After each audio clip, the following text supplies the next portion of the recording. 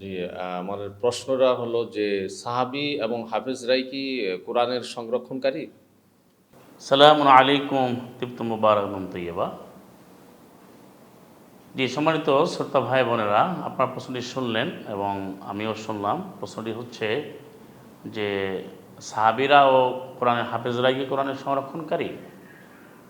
প্রথমে আপনাকে জানতে হবে যে এই কোরআন আল্লাহ সুবহানাহু ওয়া তাআলা এটা নাজিল করেছেন এবং পুরো দায়িত্বটা আল্লাহ গ্রহণ করেছেন। সুতরাং এই কোরআন সংরক্ষণের ব্যাপারে কোনো সন্দেহ পোষণ করা যাবে না, যেহেতু আল্লাহ সুবহানাহু ওয়া তাআলা বলেছেন ইন্না আলাইনা জামাআহু ওয়া কুরআনা। আপনি কোরআন থেকে উত্তর নেন সরাসরি। যে মানুষ আছে কোরআনকে ব্যর্থ করার জন্য এই প্রশ্নগুলো করে যে কোরআন কিভাবে পেলে, হাফেজরা মুখস্থ করে তারা রেখেছে, তারা মুখস্থ না করলে তুমি পেতে না। তারপরে সাহাবীরা লিখেছেন, তারা না লিখলে তুমি পেতে না, তাকে বলা হয় কাতিবুল বা কুত্তাবুল আহকি আসহাব যারা রাদিয়াল্লাহু আনহু। এভাবে তাদের কথা বলে তারা প্রমাণ করতে চান যে কোরআন আসলে এভাবে আসছে, নাহলে কোরআন থাকতো না রব্বিক ফিলি। অথচ আল্লাহ সুবহানাহু ওয়া তাআলা কোরআন মাজিদে সুস্পষ্টভাবে দ্ব্যর্থহীনভাবে বলেছেন এবং মহাসত্য ঘটনা, মহাসত্য কথা, এর চেয়ে সত্য হতেই পারে না এবং এর সন্দেহ করাই যাবে না। সূরা কিয়ামা ৭৫ নম্বর সূরার, যেটা ১৬ থেকে শুরু হয়েছে, এই ১৭-১৮তে, যে এটা ইন্না আলাইনা জামাহু, ইন্না নিশ্চয় আলাইনা আমারই দায়িত্ব, নাটা এখানে বহু বচন কিন্তু খুবই সম্মানের সাথে গুরুত্বের সাথে আল্লাহ বলেছেন যে আমারই দায়িত্ব হচ্ছে এই কোরআনের জমা করা, এর সংরক্ষণ বা এর যে সংকলনের দায়িত্ব, মানে ফুল অফ রেসপন্সিবিলিটি, এর পূর্ণাঙ্গ দায়িত্বটা আমারই উপরে এবং এর পড়িয়ে দেওয়ার দায়িত্বটা আমার। তাহলে এই আয়াত যদি আপনি বিশ্বাস না করেন, কেউ যদি এখানে এই আয়াতের ব্যাপারে সে ডাউটফুল হয়, কেউ যদি কনফিউজড হয়, সন্দিগ্ধ হয়, সন্দেহ করে, তাতে ইমানই থাকবে না। আল্লাহ বলছেন যে এই কিতাব সুনির্দিষ্ট সংরক্ষিত, আর সবচেয়ে কথা হলো কোরআনের দায়িত্বলা ঘোষণা দিয়েছেন এবং কীভাবে দিয়েছেন দেখুন। সূরা ওয়াকিয়াতে আসেন, যেটা ৫৬ নম্বর সূরা ৭৮-৭৯ থেকে আসেন পড়ে, ইন্নাহু লাকুরআনুন কারীম ফি কিতাবিম মাকনুন। নিশ্চয়ই সম্মানিত কোরআন, এটি রয়েছে সুরক্ষিত কিতাবে। কিতাব মাকনুন, মাকনুন বলা হয় যেটা একেবারে আল্লাহ ওয়েল গার্ডেড, ওয়েল প্রিজার্ভ, সুরক্ষিত করে, ওয়েল প্রোটেক্টেড, সুরক্ষিত করে আল্লাহ রেখেছেন, যেখানে কেউ কখনো আর ধরতে পারবে না, টাচ করতে পারবে না, কেউ সেটাকে ক্ষতি করতে পারবে না। আর ওই কিতাব যেটা আল্লাহ সংরক্ষিত করেছেন, সেই কিতাব মানুষের উপর নির্ভরশীল হবে। কোনো ব্যক্তি মুখস্থ করবে যাকে হাফিজ বলে, অথচ আল্লাহ নিজেই তার নাম হাফিজ রেখেছেন। আল্লাহ নিজেই হচ্ছেন হাফেজ, হাফিজুন, হাফিজুন আবু হোসেন ব্যবহার করেছেন সূরা হিজরে ৫ নম্বর সূরা ৯-তে, ইন্না নাহনু নাযালনা যিকর ওয়া ইন্না লাহু লাহাফিজুন।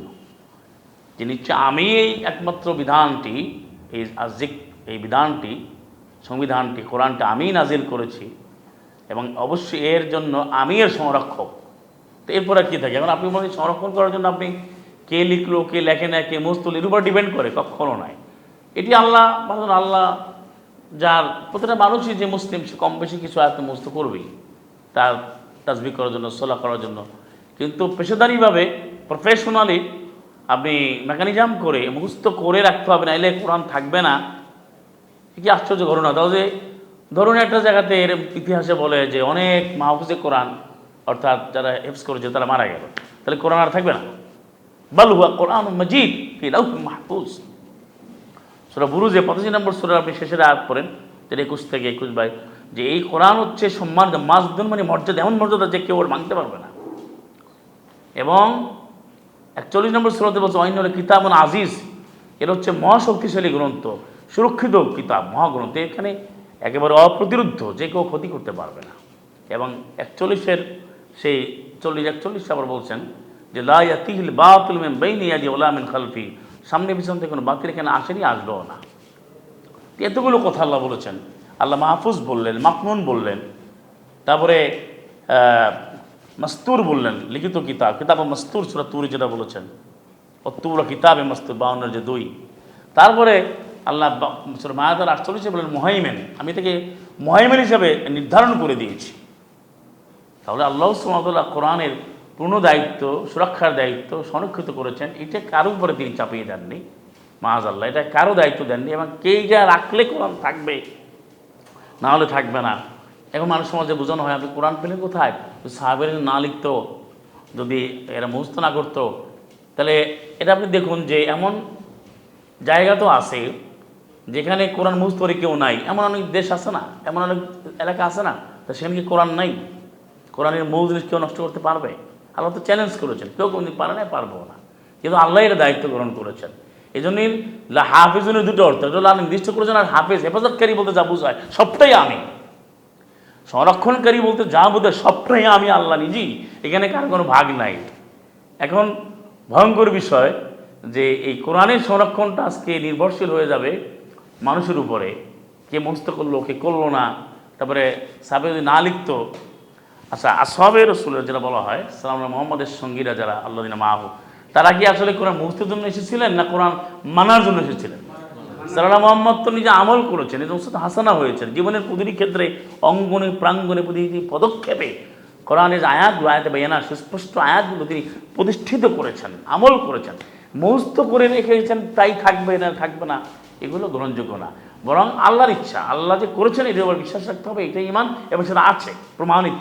সুতরাং কোরআনের সংরক্ষণের দায়িত্ব কোনো হাফেজের উপরে নয় প্রচলিত, এবং কোনো সাহাবীর উপর দায়িত্ব দেওয়া হয় না, এমনকি সালাম মোহাম্মদকেও দায়িত্ব দেওয়া হয়নি, কারণ তাকে বলা হয়েছে ফাইদা কারানাহু ফাত্তাবি কুরআনা। আপনি পড়ে দেখুন 75-এর যে 16 থেকে 19 18 নম্বর, আমি পড়িয়ে দেবো, তোমার দায়িত্ব শুধু অনুসরণ করা, দায়িত্বকে শুধু কোরআন মানা, জীবনের প্রতিটি ক্ষেত্রে কোরআনের পরিপূর্ণ অনুশীলন, অনুসরণ, বাস্তবায়ন, ফুল অফ প্র্যাকটিস, এটা আল্লাহ চাচ্ছেন। আর এর যে ব্যাখ্যা দরকার, সুম্মাইন্না আলাইনা বায়ান, অতঃপর পুরো ব্যাখ্যাটার দায়িত্বটা আমারই। সুতরাং পরিষ্কার বিষয়টা, এটার দায়িত্ব আল্লাহ নিয়েছেন, এটাই মুসলিমরা বিশ্বাস করবে। আর যারা কাফের মুশরিক বেদিন যারা মানে না, তারা তো অনেক কিছু বলতে হবে, তাদের ব্যাপার। কোরআন মহাসত্য। ওয়া আখিরু দাওয়াহুম আলহামদুলিল্লাহি রাব্বিল আলামিন। সালামু আলাইকুম, মুবারাকাতুহু।